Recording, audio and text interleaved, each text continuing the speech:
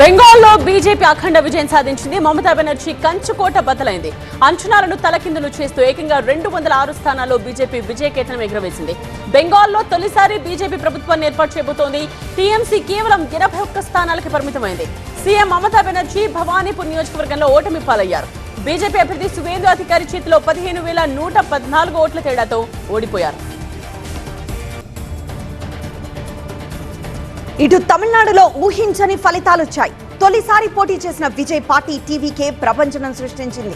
108 సీట్లతో అతిపెద్ద పార్టీగా అవతరించింది. మరోవైపు సీఎం స్టాలిన్ కు తన కంచుకోట కొళత్తూరులో ఘోర పరాభవం ఎదురైంది. టీవీకే అభ్యర్థి బాబు చేతిలో ఓటమి పాలయ్యారు. 108 స్థానాలతో మ్యాజిక్ మార్క్ కి 10 సీట్ల దూరంలో టీవీకే నిలిచింది. ఇక డీఎంకే కూటమి 73 సీట్లు, అన్నా డీఎంకే కూటమి 53 స్థానాలు గెలుచుకున్నాయి. కేరళంలో కాంగ్రెస్ నేతృత్వంలోని యూడీఎఫ్ 102 స్థానాల్లో గెలిచి తిరుగులేని విజయాన్ని అందుకుంది. ఎల్డీఎఫ్ కూటమి కేవలం 35 స్థానాలకు పరిమితం కాగా ఎన్డీఏ కూటమికి 3 స్థానాలు దక్కాయి. కేరళం సీఎం పినరయి విజయన్ చావు తప్పి కన్నులొట్టపోయినట్టు గెలిచారు. 10 ఏళ్ల తరువాత ఇక్కడ కాంగ్రెస్ అధికారం దక్కించుకుంది.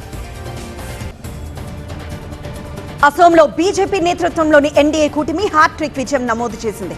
126 స్థానాలకు గాను బీజేపీ కూటమి 102 సీట్లను కైవసం చేసుకుంది. కాంగ్రెస్ కేవలం 21 స్థానాలతో సరిపెట్టుకుంది. సీఎం హిమంత బిశ్వ శర్మ తన పట్టును నిరూపించుకుంటూ జలూర్కబీలో బంపర్ విక్టరీ సాధించారు.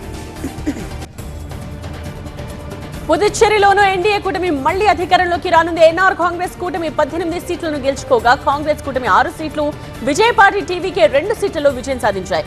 ఇక బెంగాల్, అసోం విజయంతో ఎన్డీఏ పాలిత రాష్ట్రాల సంఖ్య 21కి చేరింది. ఛత్తీస్గఢ్ విద్యుత్ కొనుగోళ్లపై తెలంగాణ కేబినెట్ కీలక నిర్ణయం తీసుకుంది. గత ప్రభుత్వ హయాంలో జరిగిన విద్యుత్ కొనుగోళ్లపై సీబీఐతో విచారణ చేయించాలని నిర్ణయించింది. భద్రాద్రి, యాదాద్రి పవర్ ప్లాంట్ విషయంలో జస్టిస్ లోకూర్ కమిషన్ ఇచ్చిన నివేదికను సీబీఐకి ఇవ్వాలని డిసైడ్ అయింది. అలాగే యుద్ధ ప్రాతిపదికన ధాన్యం కొనాలని కేబినెట్ నిర్ణయించింది. అలాగే భూముల రిజిస్ట్రేషన్ ఛార్జీలు పెంచాలని నిర్ణయం తీసుకుంది. ఇక నేషనల్ డైరీ డెవలప్మెంట్ బోర్డుకు మదర్ డైరీని అప్పగించాలని డిసైడ్ అయ్యారు.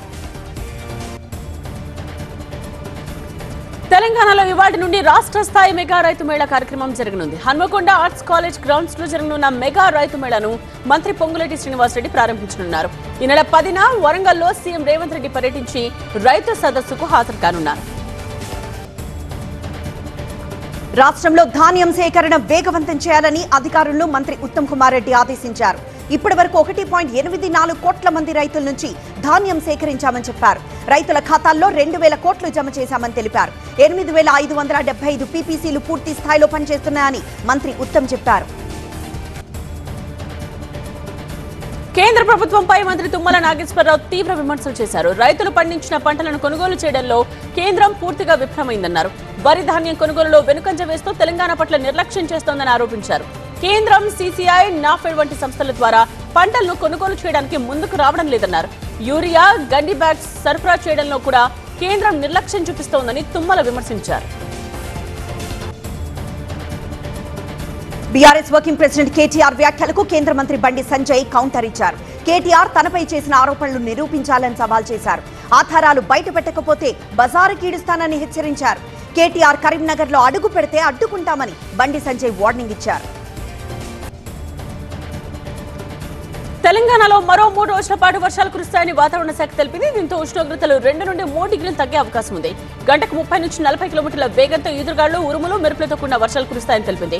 ఇవాళ భూపాలపల్లి, ములుగు, వరంగల్తో పాటు హన్మకొండలో భారీ వర్షం పడే అవకాశం ఉందని హెచ్చరించింది.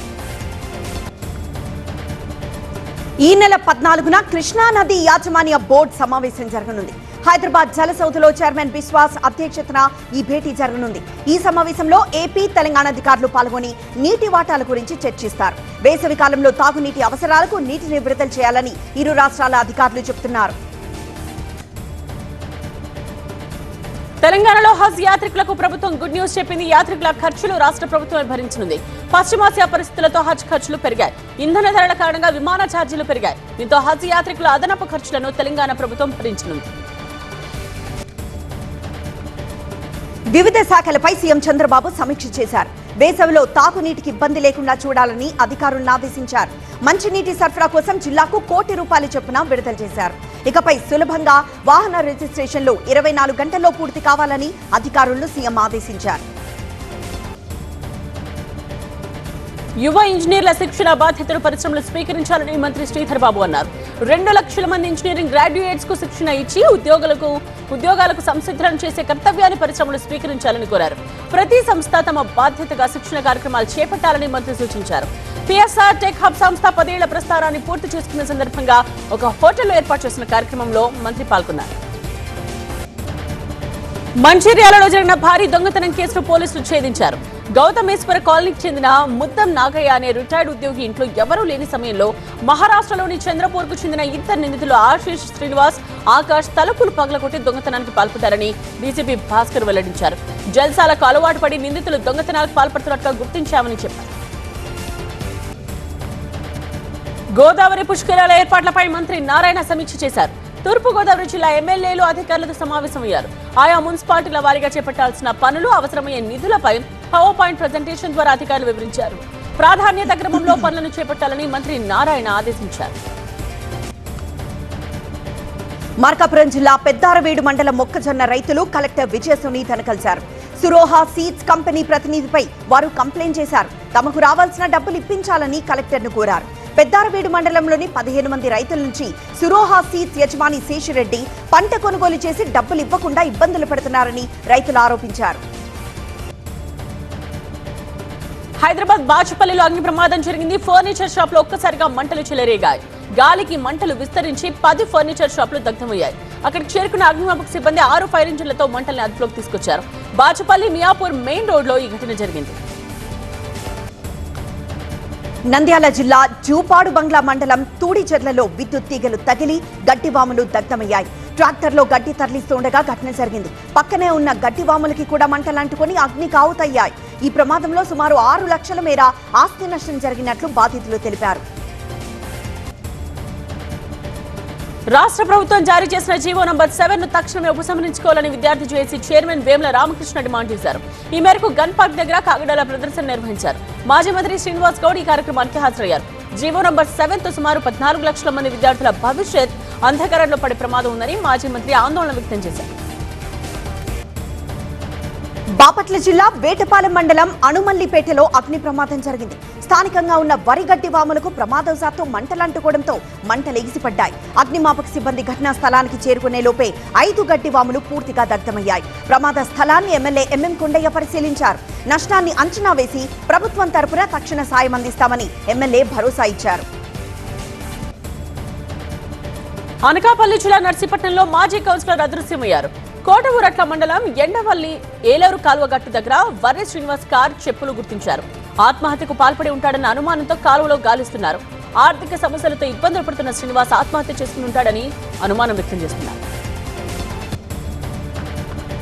హైదరాబాద్ ఉప్పల్లో ఐపీఎల్ బ్లాక్ టికెట్ల ముఠాను పోలీసులు అరెస్ట్ చేశారు. 3 నిందితులను అదుపులోకి తీసుకున్నారు. పరారీలో ఉన్న మరో 2 కోసం గాలిస్తున్నారు. వీఐపీల ఫేక్ లెటర్ హెడ్లతో ఐపీఎల్ టికెట్లు పొందిన ఈ ముఠా బ్లాక్ లో 5 రెట్లు ఎక్కువ ధరకు అమ్మినట్లు పోలీసులు గుర్తించారు.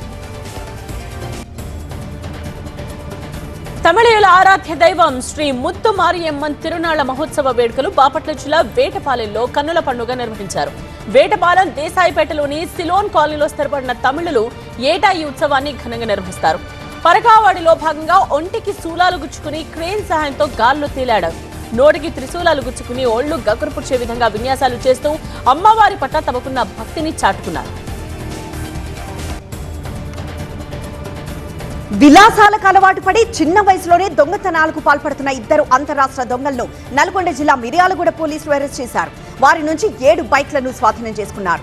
ఏపీ, తెలంగాణ రాష్ట్రాల్లోని పలు ప్రాంతాల్లో వరుస బైక్ దొంగతనాలకు ఈ ముఠా పాల్పడుతున్నట్లు పోలీసులు గుర్తించారు.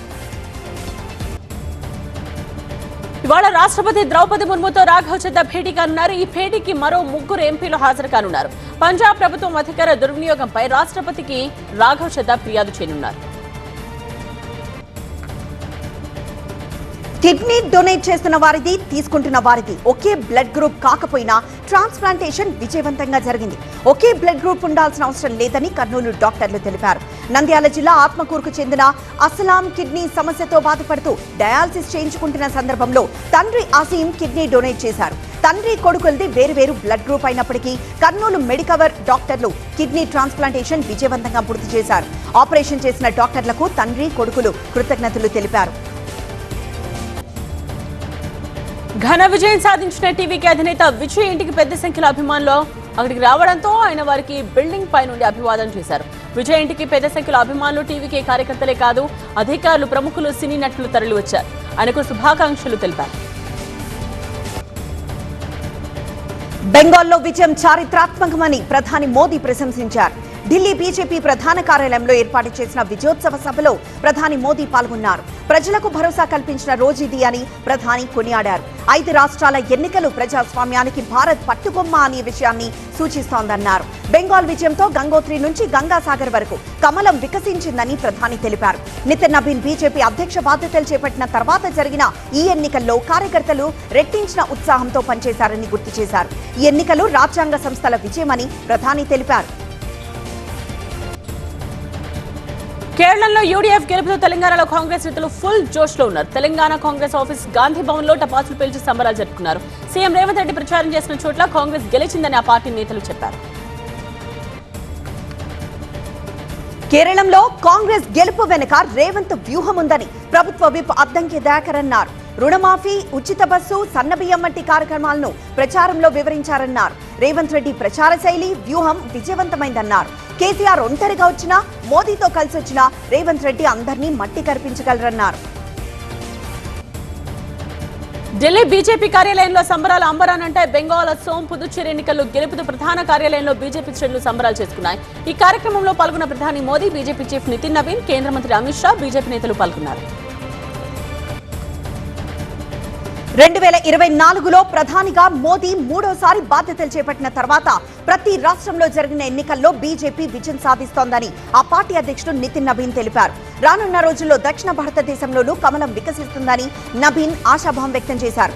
ఎన్నికల సమయంలో సాధారణంగా ప్రభుత్వ వ్యతిరేకత గురించి చర్చ జరుగుతుంది, కానీ ఇప్పుడు ప్రభుత్వ అనుకూలతలపై చర్చ జరుగుతోందని నబీన్ తెలిపారు. పశ్చిమ బెంగాల్లో బీజేపీ ఆధిక్యంతో కార్యకర్తలు, నేతలు భారీగా సంబరాలు చేసుకుంటున్నారు. పార్టీ శ్రేణులతో పాటు స్థానికులకు స్వీట్స్ పంపిణీ చేశారు. ప్రధాని మోదీ నాయకత్వంపై ప్రజల ఉంచిన అపార విశ్వాసమే భారీ విజయానికి కారణమంటున్నారు. కేరళంలో 10 ఏళ్ల తర్వాత బీజేపీ ఖాతా తెరిచింది. నేమం, చాతన్నూర్, కాలకూటం అసెంబ్లీ నియోజకవర్గాలను కైవసం చేసుకుంది. తమకు ఒక్క సీటు కూడా రాదని కాంగ్రెస్, సిపిఎంలు చేసిన వ్యాఖ్యలకు ఈ ఫలితాలే సమాధానమని బీజేపీ కేరళ అధ్యక్షుడు రాజీవ్ చంద్రశేఖర్ అన్నారు. కేంద్ర మంత్రి జార్జ్ కురియన్ కంజిరాపల్లిలో 3వ స్థానంలో నిలిచారు. జయశంకర్ భూపాలపల్లి జిల్లా మహదేవ్పూర్ మండలం కాళేశ్వరంలో ఈ నెల 21 నుండి సరస్వతి అంతర్ పుష్కరాలు జరగనున్నాయి. ఈ క్రమంలో ఎలాంటి ట్రాఫిక్ సమస్యలు తలెత్తకుండా అధికారులు చర్యలు చేపట్టారు. నేపాల్ ప్రభుత్వం కీలక నిర్ణయం తీసుకుంది. గత ప్రభుత్వాల హయాంలో జరిగిన దాదాపు 1500 రాజకీయ నియామకాలను రద్దు చేస్తూ అధ్యక్షుడు రామచంద్ర పౌడేల్ ఉత్తర్వులు జారీ చేశారు. ప్లే ఆఫ్ రేస్ లో నిలవాలంటే ప్రతి మ్యాచ్ నెగ్గాల్సిన ముంబై ఇండియన్స్ తన బ్యాట్ పవర్ చూపించింది.